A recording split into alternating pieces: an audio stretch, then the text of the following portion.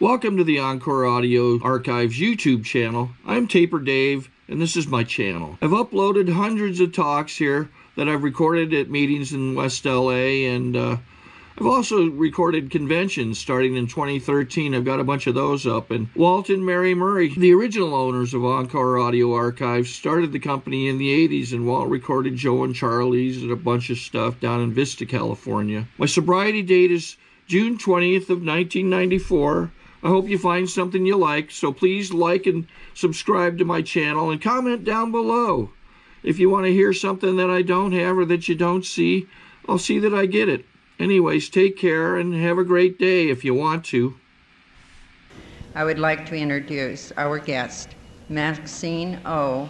from Laguna, California.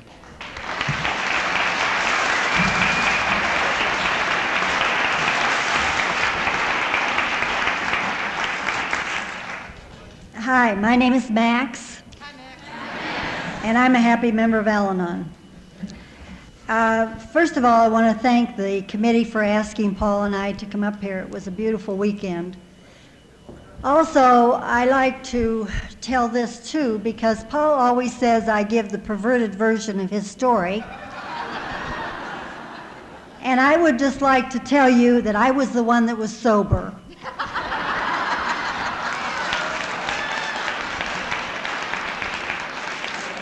You can draw your own conclusions. On the program it said that we were from Kenwood. I never heard of Kenwood. Somebody asked us if we'd moved again. We moved, I think, 5 times in 6 years. We did all our geographics and sobriety. And we've turned our will and our life over to the care of God, except when it comes to moving. And if God wants to move, he's going to have to move by himself, because I'm not moving anymore. Anyway, I wouldn't have come to Alanon 100 years because I didn't think our problem had anything to do with drinking. I thought Paul was crazy. But I couldn't tell anybody because he couldn't practice medicine.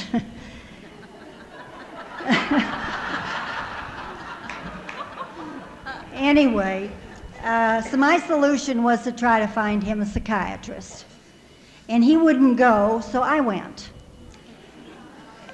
And I thought that if I went, I could maneuver him in going, but it didn't work, and I ended up going 3.5 years. I didn't learn anything about myself because I went to 4 different ones, and every one of them that I went to didn't talk. And I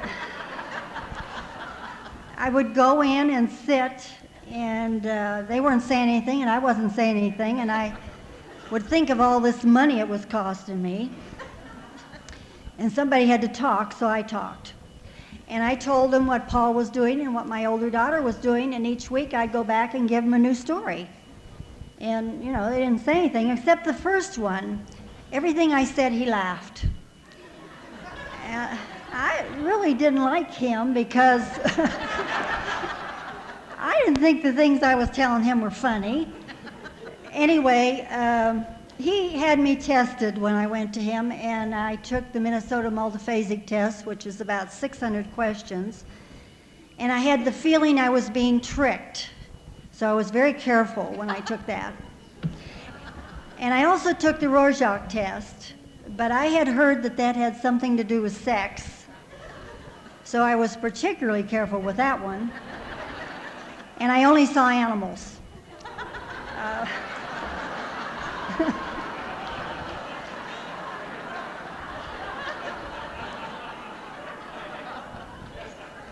After we got on the program, I talked to some alcoholic woman and she had done the same thing. Anyway, when he gave me the results, he told me I was very rigid and would never change. And, you know, I was horrified because I was the only one doing anything about this mess. Paul wasn't doing anything. And here was this professional saying, you might as well give up. You know, nothing's going to change. So anyway, after I went to him for about 6 months, Paul decided I was such a mess, he was going to take me over to Westwood and have me hypnotized. Now, Paul had tried to hypnotize me one time.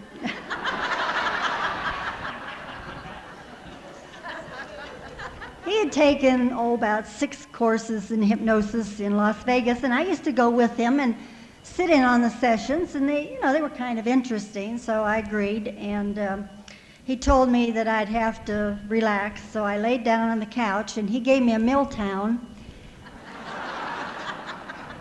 and I went to sleep. So he wouldn't do it anymore, but he thought this fellow could do it, and he took me over to Westwood, which is part of LA, and at that time, the freeways weren't through, and it took forever to get over there. And we went over on Wednesday, which was our day off, because I worked in the office with Paul.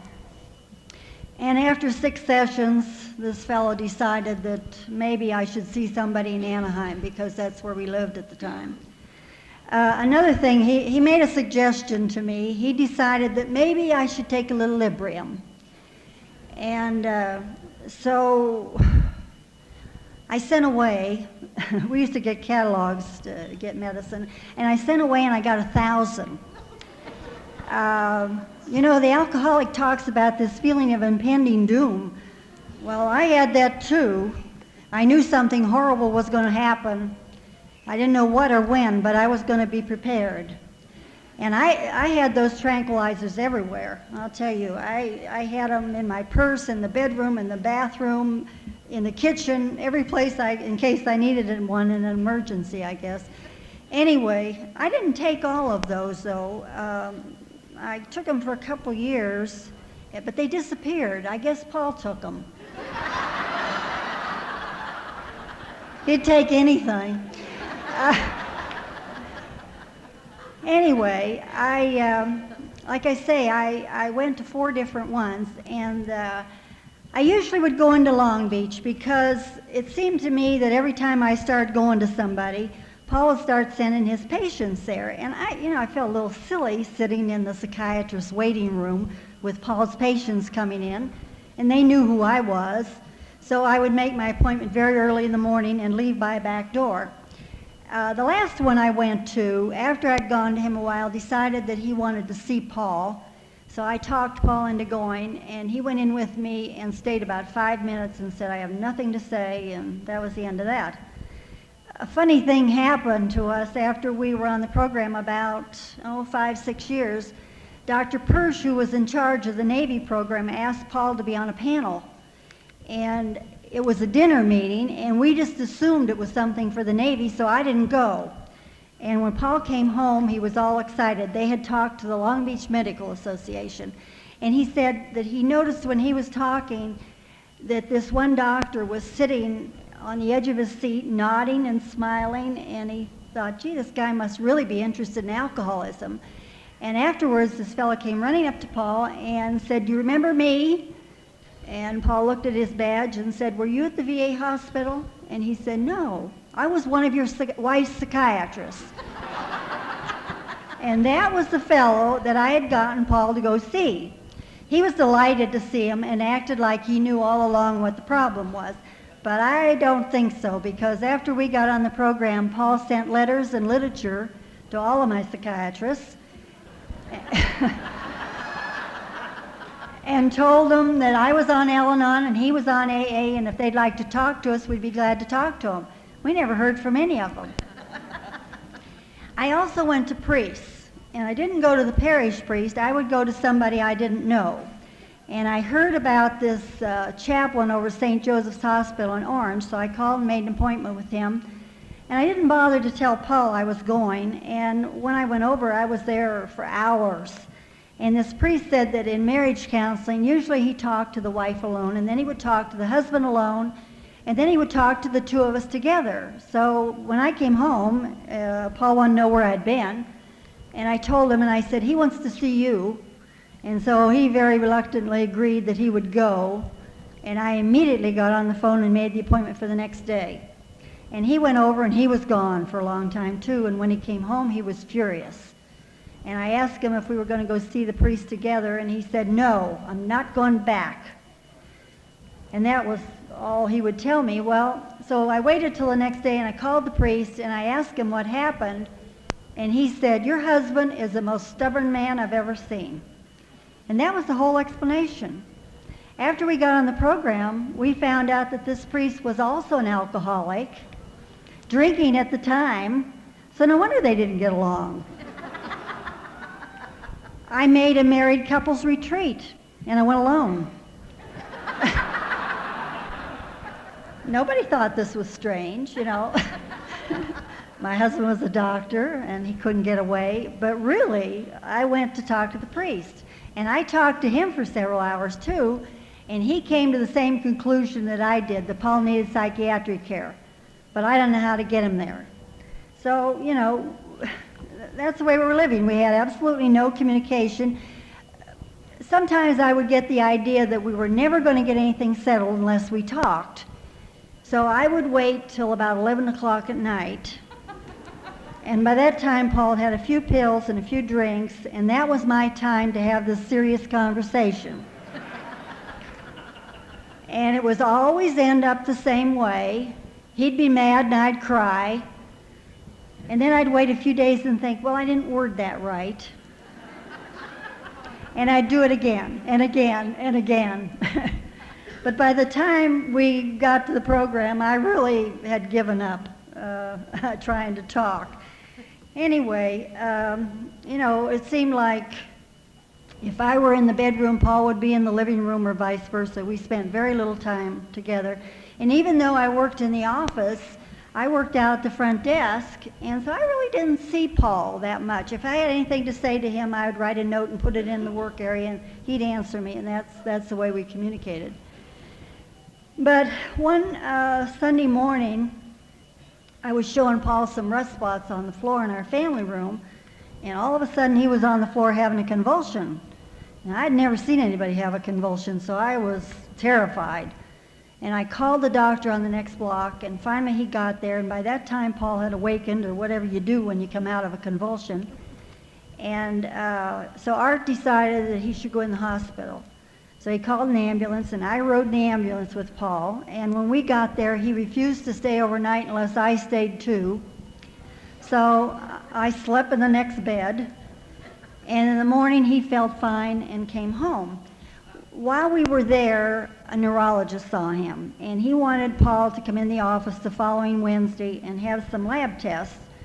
So since he had had this convulsion, he wasn't allowed to drive, so I had to drive him over there.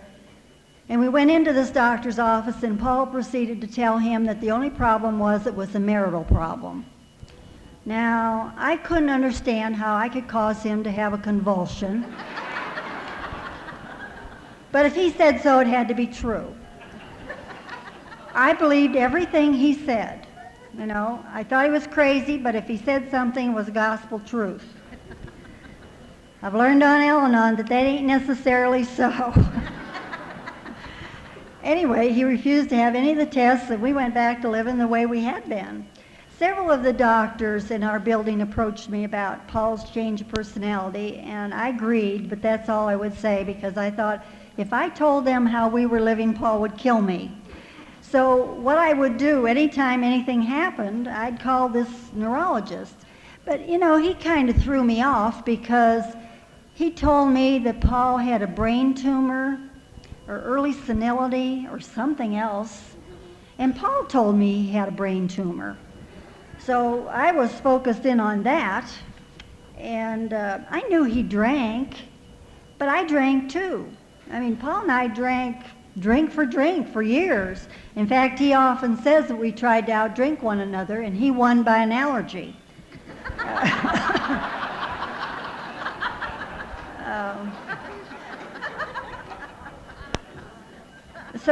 And I had been raised in a family. My parents died when I was very young, and I was raised by my grandmother and my one aunt. And when I lived with my grandmother, I had two uncles that lived there who were alcoholic, and I knew what their problem was.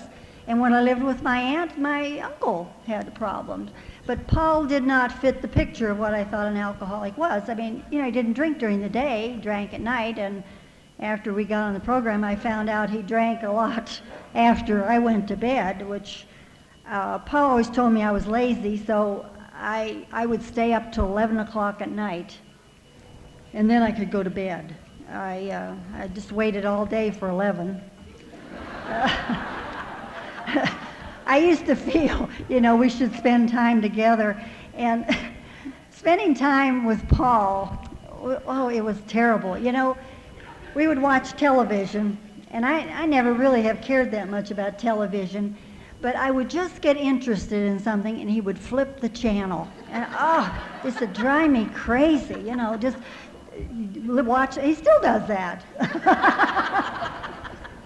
So I don't watch much television with him. But anyway, like I say, we had no communication, and so he refused to have any of the tests, and we went back to living the way we had been. And then 14 months later, I was in the living room one Saturday night, and I heard this noise back in the bedroom, and I walked back, and there was Paul on the floor having a convulsion. So I sat down on the edge of the bed, and I watched him. And when he finished, I said, "You better go to bed. You just had a convulsion." And I hadn't even been to Alanon yet.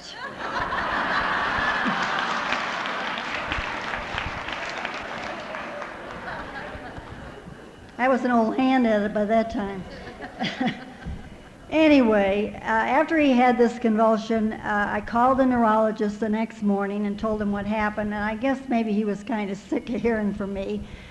And so he suggested that Paul go back to the Mayo Clinic, and it took a month to get in. And during that month, Paul was going, he wasn't going, he was going, he wasn't going. I didn't know until the very last minute whether he would go or not, but he did. And we went back to Rochester, Minnesota in the middle of December. In fact, it was the day that Walt Disney died. I'll always remember that. And it was a Friday, and Paul started through the clinic on Monday. And I really don't know why I did this, because I didn't realize what pills would do to you then. But somehow or other, I had a sixth sense that he shouldn't be taking the pills he was taking at night. I would hear him get up, and I didn't know what he was taking. I just assumed it was sleeping pills. But I made up my mind that I was going to get in and see that neurosurgeon and tell him that Paul was taking pills. And Paul started through the clinic on Monday, and it took me till about Thursday till I got up enough courage to go over there. And I remember I walked into this huge waiting room. It was about as big as this room. And everybody in there was a patient, and if you were a patient, you had a number. Well, I wasn't a patient, I didn't have a number, and I don't know what I told that gal, but she let me in. And I told the neurosurgeon about the pills. And you know, that was so important to me that I do that. And after I did it, I put it out of my mind, and I didn't remember that for 6 years. And then after I remembered, I waited another year to tell Paul, because he ended up in the nut ward, and I think he often wondered what happened. Anyway, it was the day before Christmas, and I went to see him, and he wanted out. And the only way he could get out was for me to agree to take responsibility for him. And I didn't know whether I should do that or not, because I felt this was my last chance to get him medical help. But anyway, he told me that if I didn't, he'd never speak to me again. So what could I do? I didn't know what a good opportunity that was. Anyway, I agreed, and he said that he wouldn't drink anymore, and he wouldn't take any pills, and I don't know what all he promised me, so I agreed. And he signed out, and I'm a little hazy about when these things happened, but I think that we went back to California the next day, and we got on the plane and had a big fight over whether or not he'd drink the free booze. I won. He didn't drink, but he wouldn't talk or eat either all the way back to California. And when we got back, he bought himself a bottle and drank it all. But, you know, that was my fault. If I hadn't argued with him, he wouldn't have done that, right? Anyway, the next morning, I was frantic. I was up at 4 o'clock, and I was calling everybody I could think of. I called my brother-in-law back in Ohio, and he said, get him medical help. And finally, it was 9 o'clock, and I could call this neurologist and tell him what happened. And he asked me whether I thought Paul would see a local psychiatrist. And I said, well, I didn't know because it hadn't worked before. But anyway, when Paul got up, he agreed. And I think, again, I'm not sure about the time, but I think it was the next day. And we went over to see the psychiatrist. That was, I think, our first miracle, because in my searching for a psychiatrist, I had tried to get in to see this fellow. I knew him by reputation. I knew he had a good reputation. But I felt that the only day that I could go was Wednesday, which was our day off, and the girl just said, "We're not here Wednesday," and hung up, and I never had the courage to call back. But I'm glad that it worked out that way, because I think if I had been in there maneuvering, it wouldn't have worked out the way it did. Anyway, we found out later that this psychiatrist treats almost strictly alcoholics. I didn't know that, and I'm sure that if I had known, I certainly wouldn't have gone, because why would I go to somebody who treated alcoholics? Anyway, so he talked to Paul for 45 minutes, and he talked to me for about 10 minutes, and locked him up in the local nut ward. And I knew he was in the right place. And I could go see him for an hour every day. Now, Paul spent his time locked up in the nut ward, making lists of things for me to do to keep the world running while he was locked up in the nut ward. And you have to be pretty crazy to do that. But not nearly as crazy as me going back each day for my list like I did.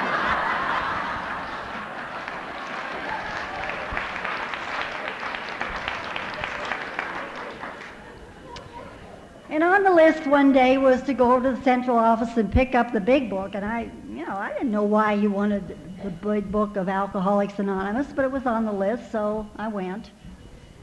And again, I don't remember how long he was there before the psychiatrist had somebody from AA picking him up and taking him to AA meetings.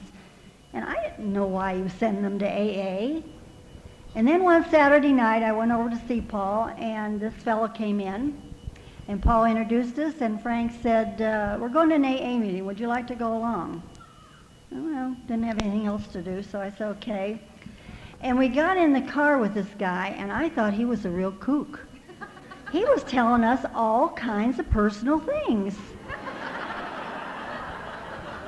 You don't talk to strangers like that. And he was talking about how he and his wife had broken up, and he was trying to get back together with her. So he gave her guitar lessons for Christmas, and then she ran off with a guitar teacher.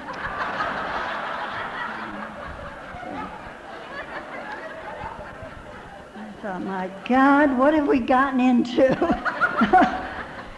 And he took us to Laguna Beach. It took us about a half hour to get down there, and Paul and I didn't say a word, and I think Frank talked all the way down. And he took us to the Canyon Club, and when we got in there, we got together and decided we weren't going with him anymore. And I remember walking in there and looking all around. I was so afraid we'd run into somebody we knew. And we didn't for a year, and I'm grateful for that, because our anonymity was very important.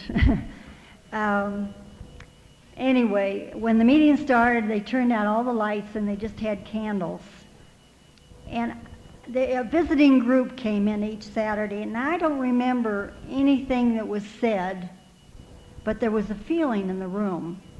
And that's interesting to me, too, that I felt something, because I had turned off all my emotions long before we came to the program, and I didn't feel anything. I was just sort of numb, but I felt something in that room that night, and I wanted to come back. And I don't think that I went to too many AA meetings those 3 weeks that Paul was in the hospital. But I think, again, it was the next day that Frank had this Alanon gal call me. And I didn't like her at all. You know, she'd call me up a dozen times a day. And I didn't have time to talk on the phone to strangers about Alanon, but I did agree that I would go to a meeting with her.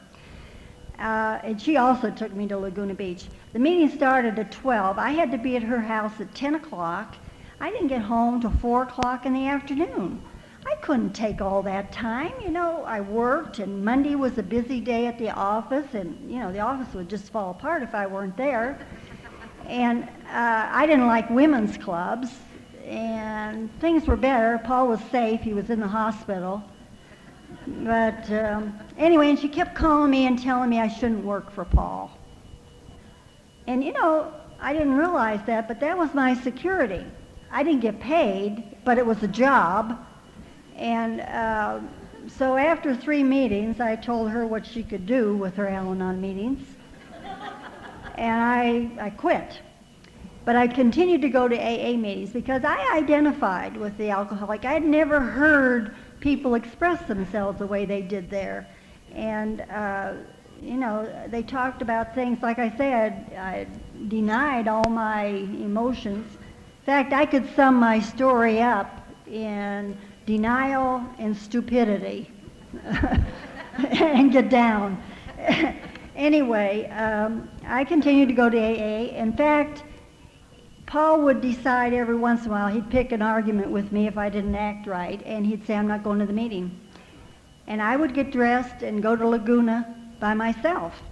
And at that time, I was afraid to drive on the freeway, but I knew I felt better when I went than when I didn't go. So I would go by myself, and after this happened a couple of times, he decided it was no fun to sit home alone, so he came back with me. But anyway, then that was in January, and the following October, they had a Southern California convention in Anaheim, and we lived very close to the Anaheim Convention Center, and I went alone. And I don't know why I did that, because I usually didn't do things on my own. But I went over on Saturday afternoon, and there were 4 women talked, and I don't remember anything they said, but I guess I was impressed enough that I decided maybe Alanon did have something, and I would go back. But I didn't want to go to Laguna because I felt that was too far, it took too much time, so I went to six weeks, I went to a meeting closer to home, and I guess I must have heard enough at that Laguna meeting to realize that what I was hearing was not Alanon. They were living in the problem instead of the answer. So I decided I would go back, I would make a commitment, and I would go back to Laguna no matter what was going on in the office.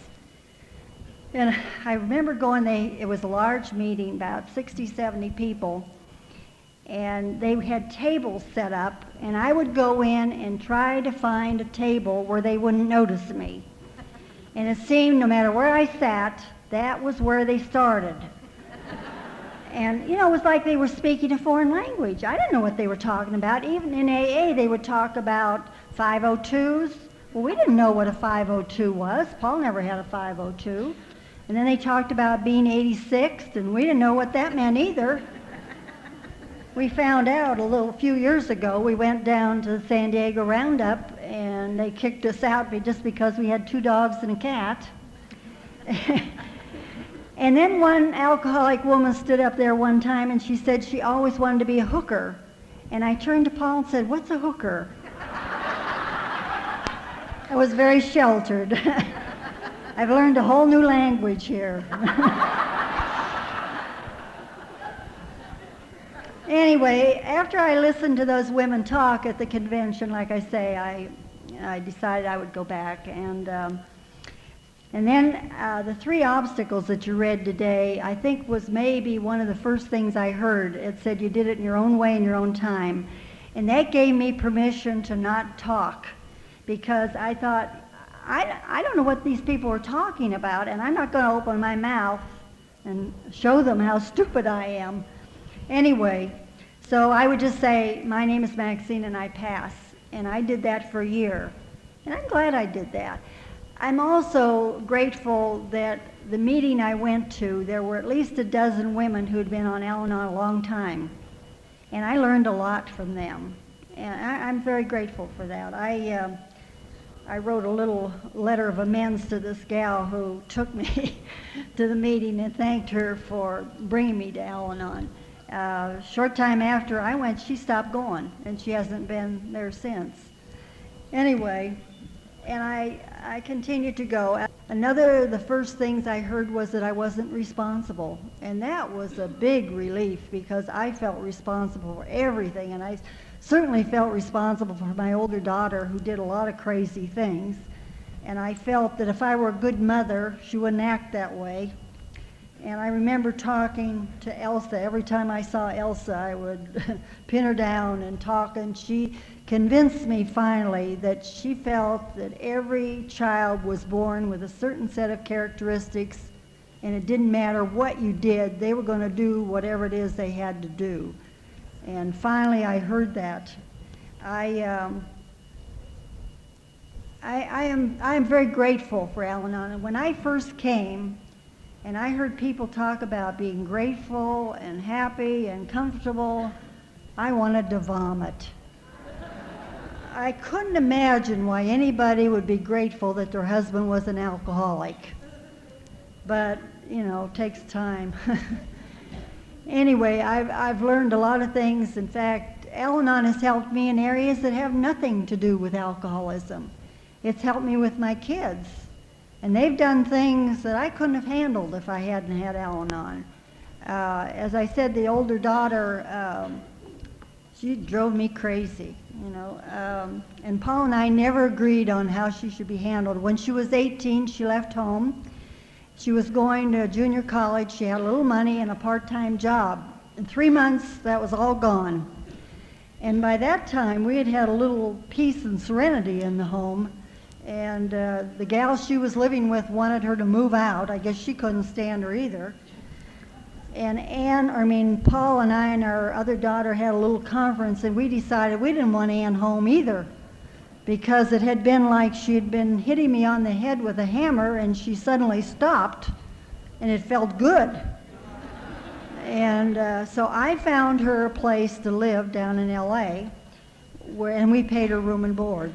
And she had to think about it a little while, but she had no other place to go, so she went down there, and these nuns made her get a job, which was something we couldn't do. We'd tell her to go look for a job, and she'd just ride around the car.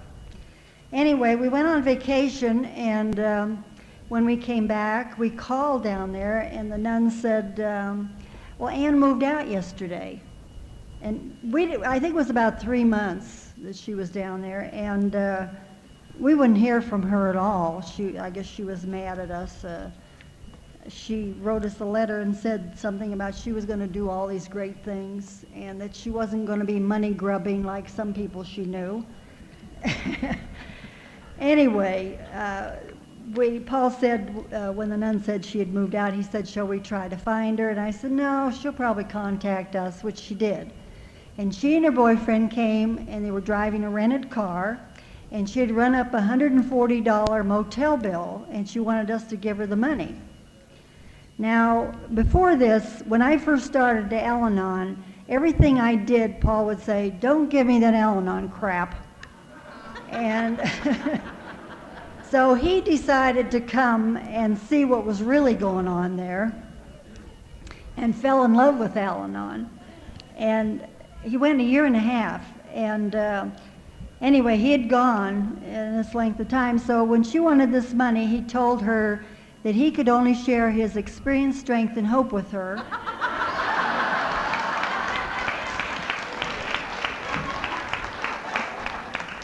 And he had never had that problem, and she'd have to figure it out for herself.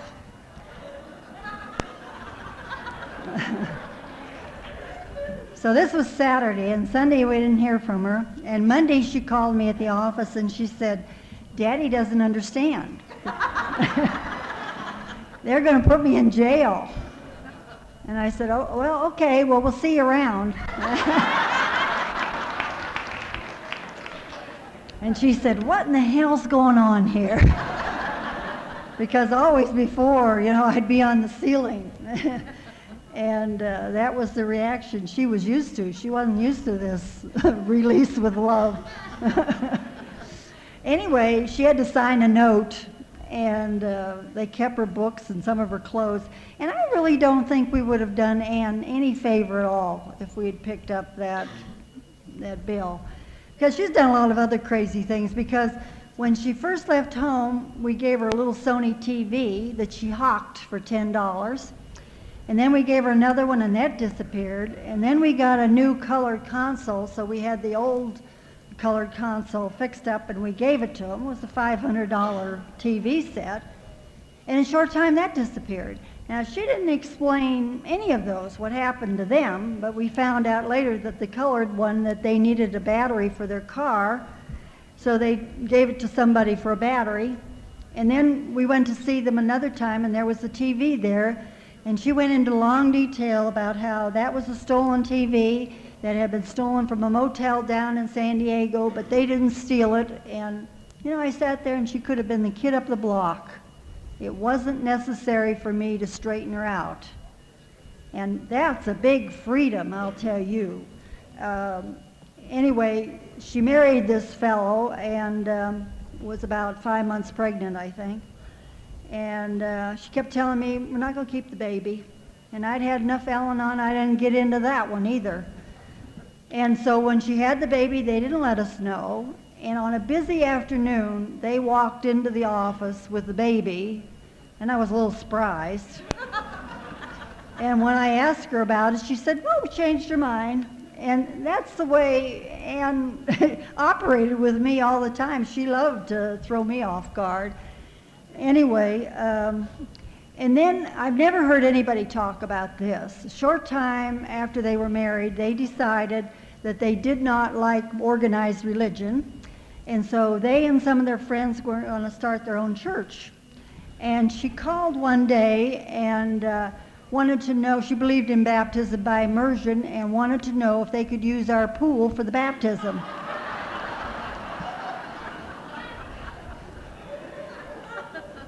And I said, ask your father.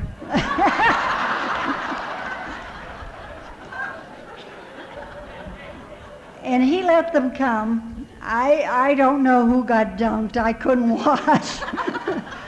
But if I hadn't had Alanon, no way would that have happened. No way. Anyway, they've done a lot of crazy things. In fact, a year and a half ago, her husband joined AA, so maybe that will explain some of the things.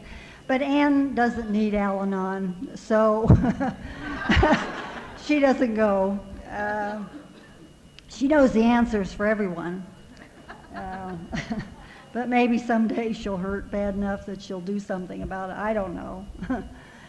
I said earlier that I've used Alanon in areas that have nothing to do with alcoholism. I don't know, maybe about 10 years ago, I had to have some surgery, and I went into this Catholic hospital, and the night before the surgery, this pastoral nun came in and said, you're going to have surgery tomorrow, aren't you? And I said, yes. And she said, you're scared, aren't you? And I said, no. And she said, of course you are. And I just thought to myself, lady, you don't have a program.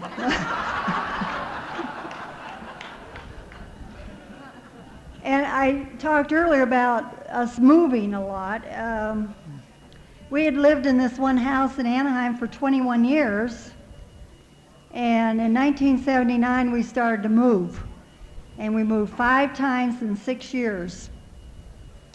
And in one of our last moves, I don't know, maybe it was 2 or 3 back, Paul decided he had a bad back and he couldn't help me move.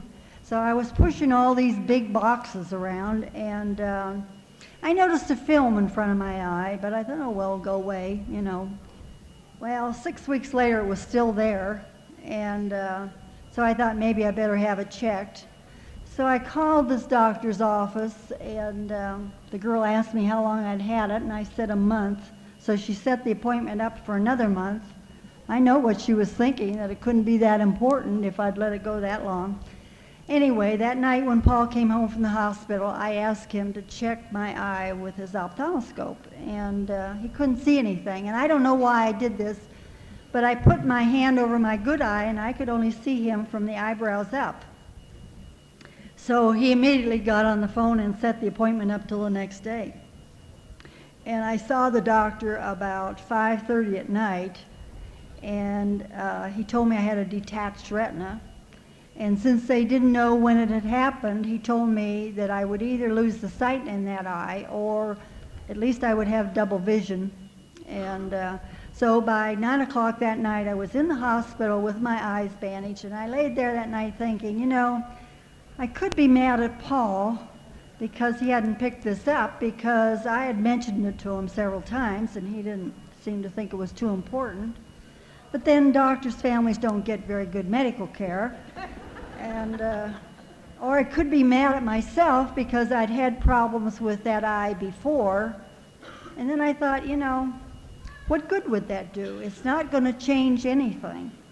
And I'm going to have to accept whatever happens.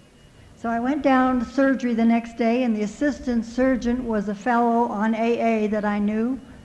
And I was very comfortable, and you know, I lost a little sight in that eye, but I never did have double vision. And I have to believe that when you turn your will and your life over to God, except moving, things are going to turn out okay. In fact, that was my experience when I was new. I used to have to try all my methods first before I would turn it over, and when they didn't work, I'd think, I don't care what happens. And then something would happen that I hadn't even thought of. Another thing that happened when I first came into Alanon and they read the do's and don'ts, you know, don't pour out liquor and don't hide booze. I thought, I never did that. And one of the other words that I heard in the beginning was resentments. Well, I didn't have any resentments either, so I didn't have to worry about that one. And after a while, I remembered that every once in a while, Paul would decide that he was going to quit drinking. He'd get up in the morning and he'd say, I'm going to quit drinking, we're going to change all our friends, and I'd help him pour out the beer. And I just thought this was one of his kooky ideas because I like beer. And I think, well, I'm not going to buy as much anymore. And by that night, he would say to me, why don't you go to the store and get me 6 cans of beer? No, 3 cans of beer. And we'd argue a little bit, and I'd always end up going, and I feel a little silly about taking the 3 cans out of the 6-pack. And on the way home, I'd think, well, when we get home, or when I get home, I'll have 1. And when I got there, he didn't want me to have 1. And I couldn't understand when I was good enough to go get it. I guess I could have bought 4. That never occurred to me. But knowing what I know now, if I'd bought 4, he would have wanted 4. And then the other thing was that Paul treated another doctor in his family, and every Christmas, Charlie gave Paul a case of scotch. And Paul would drink a couple bottles. This doesn't make sense that I didn't know, but who knows? He'd drink a couple bottles and the rest I'd hide. And I would put them in my dresser drawers and up in the cupboard and any place I had room for them. And then periodically I'd go back and count them, and I couldn't remember how many I'd put there in the first place. And I remember one time I had an extra quart, and I took it down to the office because I had no place at home anymore. And we had an L-shaped desk with a cupboard under. We never used that cupboard. So I pushed this quart bottle of scotch in there, and it clinked up against another bottle. And I reached in and got an empty half pint of scotch. And I thought, those stupid cleaning people. Never occurred to me that Paul had left it there. But the dumbest part of all was I left my full quart. I don't have any trouble with the second step, I'll tell you. Anyway, I really am grateful that Paul is an alcoholic so we could find this way of life. Thank you.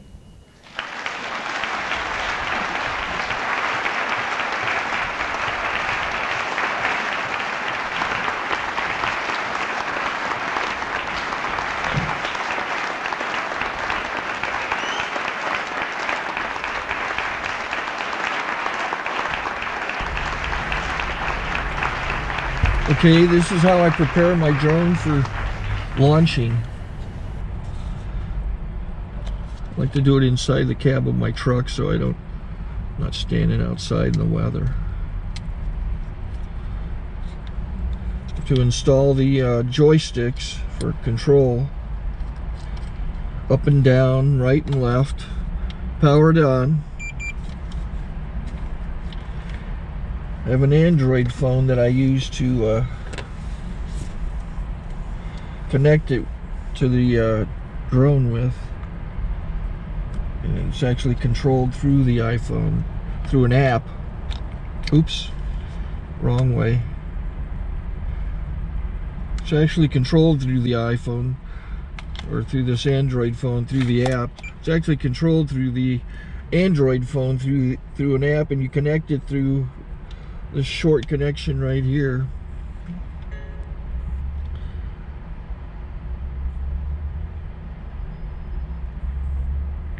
Remote control connected. Remote control is connected. So pull out the drone. I have to extend the legs. Long legs extended first, then the short legs. Remove the gimbal protector. Set that aside, then power it on one short burst, then one long burst. I lay it down. So I have to go to calibrate. So the drone's not connected yet. It shows you here as this drone gets disconnected, even though the remote's powered on. So the drone has to establish it's connected. So I go into the app to calibration mode.